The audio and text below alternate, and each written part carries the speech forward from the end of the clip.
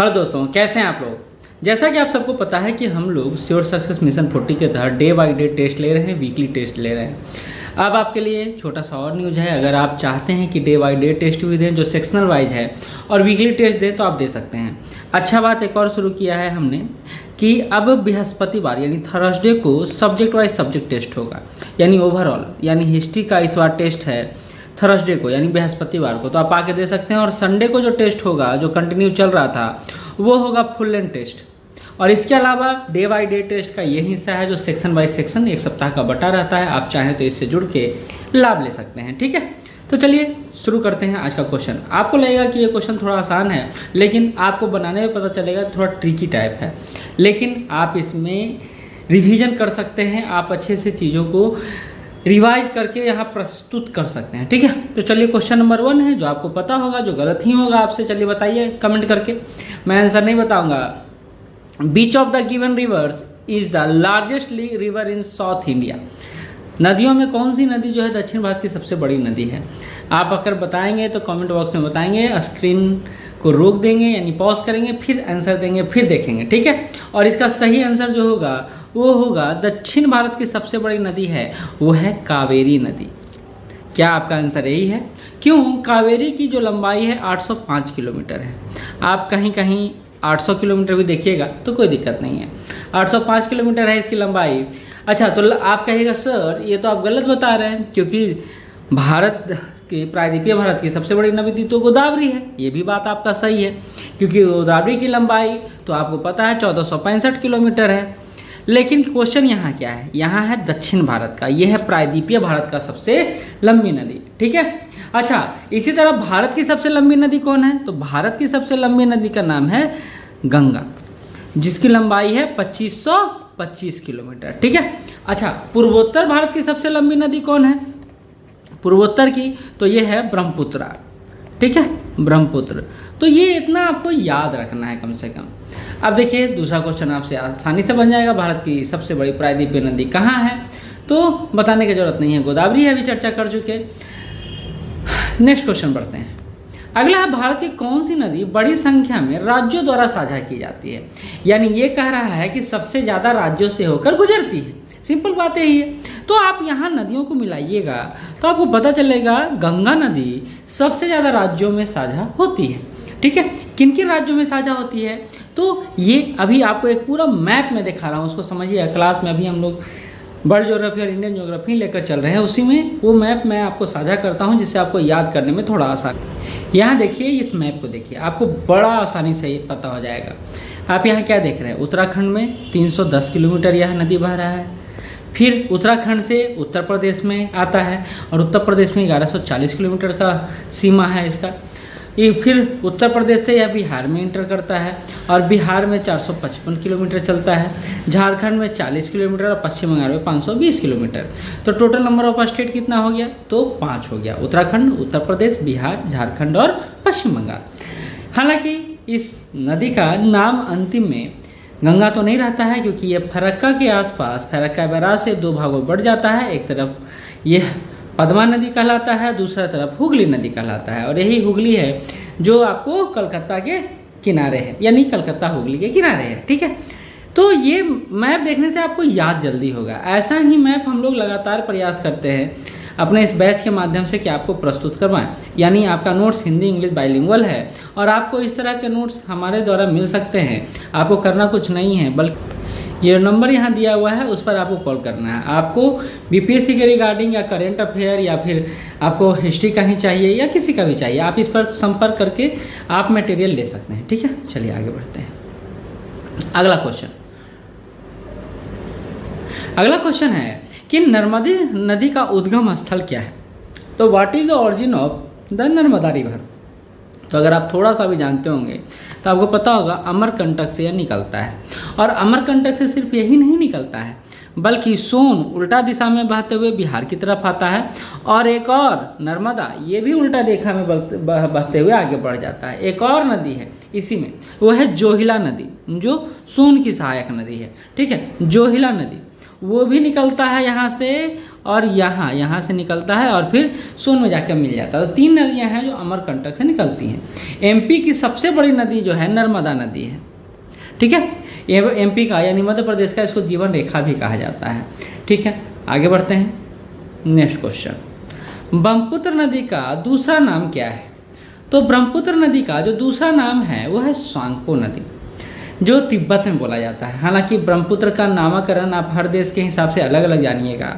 जैसे चीन में ब्रह्मपुत्र को यरलुंग जैंगो जियांग के नाम से जाना जाता है, तिब्बत में सांगपो नाम से जाना जाता है, आंध्र प्रदेश में जब ये आता है तो दिहांग नाम से जाना जाता है, असम में जाता है तो ब्रह्मपुत्र नाम से जाना जाता है, वही आपको बांग्लादेश में जाता है तो जमुना नाम से जाना जाता है। तो ब्रह्मपुत्र नदी का कई नाम है, ठीक है। आगे बढ़ते हैं, एक और बात समझ लीजिए, एक बड़ा मतलब एकदम छोटा बात है लेकिन इम्पॉर्टेंट है। आपको लग सकता है ब्रह्मपुत्र नदी सिर्फ हिंदू धर्म के लिए पवित्र है, लेकिन यह बौद्ध और जैन धर्म के लिए भी उतना ही पवित्र है। आगे बढ़ते हैं, रावी नदी का वैदिक नाम क्या है? तो देखिए, नदियों का आप इतिहास पढ़िएगा तो ये आपको दिया होगा। जैसे रावी का नाम पड़ता है परुसनी, पड़ता है ना। अच्छा, अस्किनी किसका नाम पड़ता है? तो अस्किनी नाम है चेनाब नदी का। याद करते जाइए या लिखते जाइए, ठीक है। अस्किनी जो नाम है चेनाब का है, वहीं सुतुद्री जो नाम है वो सतलज का है। सतलज नदी को वैदिक काल में सुतुद्री के नाम से जाना जाता था। वहीं कालिंदी जो बोला जाता है यमुना नदी को बोला जाता है, यमुना नदी को बोला जाता है। यमुना नदी को यमी नदी भी बोला जाता है, कहीं कहीं सुनिएगा यमी नदी भी बोला जाता है। झेलम को बितास्ता बोला जाता है, झेलम को बितास्ता बोला जाता है। याद रहेगा या नहीं रहेगा? बितास्ता बोला जाता है, तो ये आपको याद रखना है। वहीं ब्यास को बिपाशा बोला जाता है, ठीक। कोयना, तुंगभद्रा और भीमा नदियां निम्नलिखित में से किस नदी की प्रमुख सहायक नदी हैं? तो ये आपको पता होगा, कृष्णा नदी में पढ़ा रहा था क्लास में, तो मैंने बताया था कोयना, तुंगभद्रा और भीमा आकर किससे मिलती है? कृष्णा से। चलिए इसको थोड़ा मैप से दिखा देते। देखिए, ये कृष्णा का है, जो डायग्राम से हमने समझा था। पूर्व की ओर बहने वाली कृष्णा नदी है, और यहाँ हमने पढ़ा था महाराष्ट्र के बालेश्वर के पश्चिमी घाट से निकलता है। यहाँ हमने आपको ये दिखाया था कि कैसे कोयना, ये कृष्णा आ रहा है, और कैसे कोयना नदी यहाँ पर आके मिल रहा है। फिर तुंग और भद्रा मिलके तुंगभद्रा का निर्माण कर रहा है। यहीं पर घाट प्रवाह भी है, माल प्रवाह भी है। कृष्णा नदी को महाराष्ट्र की जीवन रेखा भी बोला जाता है। मूसी जो इसकी सहायक नदी है, हैदराबाद इसी किनारे बसा हुआ है, और यह नदी महाराष्ट्र, कर्नाटक, तेलंगाना और आंध्र प्रदेश से होकर गुजरता है। इस पर हमने बात किया था। अब अगले क्वेश्चन पर चलते हैं। अगला है, सतलुज नदी किस दर्रे से भारत में प्रवेश करता है? तो ये आपको पता होना चाहिए। देखिए, नाथुला दर्रा जो है वो तो सिक्किम में है, ये भी आपको याद रखना है। ये नाथुला दर्रा कहाँ है? सिक्किम में है। अच्छा, लिपुलेख दर्रा जो है वो उत्तराखंड में है। तो सिपकिल्ला दर्रा जो है इसी से सतलुज नदी आता भी है, ठीक है। और इंडिया तिब्बत बॉर्डर को भी अब मेंटेन करता है, ठीक है। तो ये आंसर हो जाएगा डी। अगला है, अब देखिए इसमें क्या है ना, सूची 1 है जिसमें बहुउद्देशीय नदी घाटी परियोजनाएं हैं, और सूची 2 है क्रियान्वयन का स्थल है। अब क्या हुआ, मिल गया है। ABCD आपको ऐसे देखना है, इसको ABCD देखना है और फिर उसको मिलाना है। A को 1 से, B को 2 से, ऐसे करना है। इससे थोड़ा सा दिक्कत हो गया था आपको, तो आप यहाँ समझ लीजिए इस बात को। अब देखिए, मिलाना शुरू कीजिए। क्या? तो तुंगभद्रा बहुउद्देशीय परियोजना कहाँ था? तो तुंगभद्रा को हमने देखा था कि यह बेचारा, ये तो दक्षिण भारत से मिलता है तुंगभद्रा, तो अभी हमने देखा, ठीक है। ये आंध्र प्रदेश और कर्नाटक, मूलतः आंध्र प्रदेश और कर्नाटक से जुड़ा हुआ है। अब आंध्र प्रदेश और कर्नाटक खोजते हैं। देखिए 3 हो गया, तो पहला का 3। अब ऑप्शन में जाते हैं, थोड़ा इसको निहारते हैं। पहला का 3 कौन सा है? तो सी है, सी है, एकमात्र सी है। तो आंसर तो हमारा ऐसे ही निकल गया। इन सारे क्वेश्चन का आंसर निकालना थोड़ा सा आसान आपके लिए हो जाता है। तो आंसर इसका क्या हो गया? सी हो गया, ठीक है। चलिए आगे बढ़ते हैं। निम्नलिखित में कौन सी नदियां उड़ीसा में पूर्ववर्ती जल निकासी पैटर्न को प्रदर्शित करता है? तो पूर्ववर्ती मतलब एक समझिए कि जो भौगोलिक स्थितियों में परिवर्तन हुआ है ना, चाहे हिमालय निर्माण हुआ हो, चाहे अन्य संरचना में परिवर्तन हो, उससे पहले से बह रहा है, तो इसको पूर्ववर्ती नदियां कहते हैं। तो ये उड़ीसा में पूर्ववर्ती जल निकासी पैटर्न को महानदी और बैतरणी, ये दोनों प्रदर्शित करता है, ठीक है। तो आंसर हो जाएगा हमारा सी। अगला जो क्वेश्चन है, कहता है कि निम्नलिखित में कौन सा युग्म सही ढंग से सुमेलित नहीं है, यानी गलत सुमेलित है। सिंपल बात है, which of the following pair is not corrected. नी पर यूक्रेन बिल्कुल सही है, अभी चर्चा में भी है तो आपको ये स्टार मार्क कर लेना है। इसके अलावा कल ही टेस्ट में मैं डिस्कशन कर रहा था यूक्रेन किस किस भौगोलिक एरिया से जुड़ा हुआ है, ये भी आपको पता होना चाहिए। पो जो है वो इटली के नज़दीक है, राइन जो है जर्मनी, और स्पेन के निकट रून नहीं है, कोई नदी रून नहीं है, ठीक है। स्पेन को बारे में बता दूं 1800 प्लस नदियों और जल धाराओं का यह देश है, जहां एक्रो जो नदी है वो सबसे बड़ी नदी है जो 987 किलोमीटर लंबा, सबसे लंबी नदी यही है एक्रो। तो स्पेन को लेकर यह ऑप्शन गलत है, आंसर हो जाएगा हमारा डी। अब कह रहा है सूची 1 है और सूची 2 है, आप इसको मिलाइए कहाँ जाके गिरता है। जैसे लीना, लीना जो रूस की नदी है, कहाँ की नदी है लीना? रूस की नदी है, रूस की नदी है। यह कहाँ जाकर गिरता है? तो आपको पता होना चाहिए कि लीना गिरता है तो गिरता है कहाँ। तो लीना गिरता है, अच्छा चलिए ठीक है, मान लिया कि आपको ये पता नहीं है। आपको माही नदी के बारे में तो पता होगा कि माही नदी तो अपना नदी है ना, माही नदी तो अपना नदी है। अब ये कहाँ गिरता होगा ये आपको पता होना चाहिए। तो ये गिरेगा, अब देखिए माही नदी का विस्तार क्षेत्र एमपी है, राजस्थान है, गुजरात है। अब ये गुजरात में जाके गिरेगा, गुजरात किस एरिया रीजन में पड़ता है? तो ये अरब सागर में पड़ता है। तो डी का हो गया 3। अब हम इससे आंसर निकालने का प्रयास करते हैं। 3 किस में है? तो सिर्फ ए में है। तो हमारा एक ही क्वेश्चन, एक ही नॉलेज के आधार पर हम लोग इसको टिक आउट कर सकते हैं कि आंसर ए हो जाएगा। आसान है ना।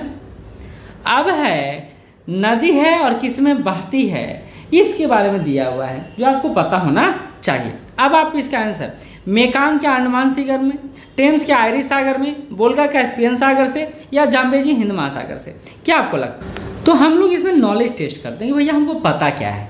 तो हमको एक बात पता चल रहा है कि भैया टेम्स तो लंदन बसा हुआ है टेम्स के किनारे, या आयरिश सागर क्या कर रहा है यहाँ पे, ये क्वेश्चन हमारे दिमाग में आना चाहिए, पहली बात। दूसरा, वोल्गा के बारे में हम सबको पता है कि वोल्गा जो है लार्जेस्ट रिवर ऑफ यूरोप है, यूरोप की सबसे लंबी नदी है। और वोल्गा के बारे में हमने पढ़ा है कि कैस्पियन सागर से निकलता है, तो ये तो ठीक है। जाम्बेजी के बारे में हम सबको पता है कि जाम्बिया, पूर्वी Angola, Namibia, Botswana, Zimbabwe, Mozambique से होकर यह बहता है और ये गिरता है कहाँ? तो इसका जो मुहाना है वो हिंद महासागर में है। लेकिन मेकांग क्यों कहाँ अंडमान सागर में क्या कर रहा है? मेकांग तो हमने चाइना की तरफ देखा था, और मेकांग को हमने देखा था कि साउथ चाइना सी में इसका मुहाना गिरता है। तो ये साउथ चाइना सी होगा, अंडमान तो नहीं होगा। टेम्स में आयरिश नहीं होगा क्योंकि टेम्स तो उत्तरी सागर में जाकर गिरता है। कहाँ गिरता है? उत्तरी सागर में जाकर गिरता है, ठीक है। तो हमारा आंसर 3 और 4 है, आंसर हो जाएगा सी, ठीक है। चलिए आगे बढ़ते हैं। निम्नलिखित में कौन सा देश नील नदी के जल निकासी क्षेत्र के अंतर्गत नहीं आता है? तो इसमें हमको पहले पता होना चाहिए, क्लास में याद कीजिए पूरा नील नदी को लेकर हम लोग चर्चा किए थे, कौन कौन देश है जो इसके किनारे आता है। क्योंकि नील नदी की लंबाई 6650 किलोमीटर है, याद आपको याद ही होगा, बिल्कुल याद होगा। और यह जिससे होकर गुजरता है वो ध्यान में रखते हैं। मिस्र है, ठीक है, सूडान है, सूडान 2 भागों में बटा हुआ है, दक्षिणी सूडान, इरिट्रिया है, इथोपिया है, केनिया है, कांगो रिपब्लिक गणराज्य है, याद कीजिए क्लास को। और इसके अलावा बुरुंडी को भी हम लोग देखे थे ना, बुरुंडी को भी देखे थे, मोजाम्बिक को भी देखे थे हम लोग, कि या नहीं देखे थे? तो मोजाम्बिक तो नहीं है यहाँ, बुरुंडी है, रवांडा है, उसके अलावा युगांडा है, तंजानिया है। इतने देशों से होकर गुजरता है नाइल नदी। लेकिन इन सब में एक नाम जो नहीं आया है वो है चाड तो यहाँ है नहीं। मिस्र, सूडान, दक्षिण Sudan, Eritrea, Ethiopia, Kenya, Congo Republic गणराज्य, बुरुंडी, रवांडा, युगांडा और तंजानिया में से चाड कहीं नजर नहीं आ रहा है। आंसर हमारा हो जाएगा चाड। ब्लू नदी, देखिए 2 नदियों के संगम से नील का निर्माण होता है,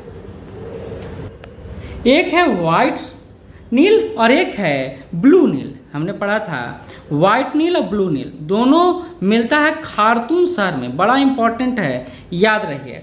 तो खार्तूम से के बाद यह नील कहलाता है, ठीक है। तो हम यह जानते हैं कि ब्लू नील का फॉर्मेशन जो है ताना झील से होता है। कहाँ से होता है? ताना, इथोपिया से निकलता है, इथोपिया से ताना झील निकलता है, ताना झील है, वहीं से ब्लू नील का फॉर्मेशन होता है। ठीक है, चलिए आगे बढ़ते हैं। कहता है जल निकासी क्षेत्र की दृष्टि से दुनिया की सबसे बड़ी नदी कौन है? तो जल निकासी से तो नील हो जाएगा, और अगर बेसिन के हिसाब से बात किया जाए कि सबसे बड़ा बेसिन नदी क्षेत्र किसका है, तो अमेजन का हो जाएगा। बेसिन नदी क्षेत्र में, याद कीजिए क्लास में बताए थे, बेसिन नदी क्षेत्र में ये हो जाएगा अमेजन का। ठीक है, बड़ी नदियों में नील का नाम आता है सबसे पहले। तो ये था हमारा आज का प्रैक्टिस सेट। फिर कल हमारा पॉलिटी का प्रैक्टिस सेट है, जिसमें संसद को हम लोग देखेंगे और कितना नंबर आपका आता है वो भी हम लोग देखेंगे। धन्यवाद।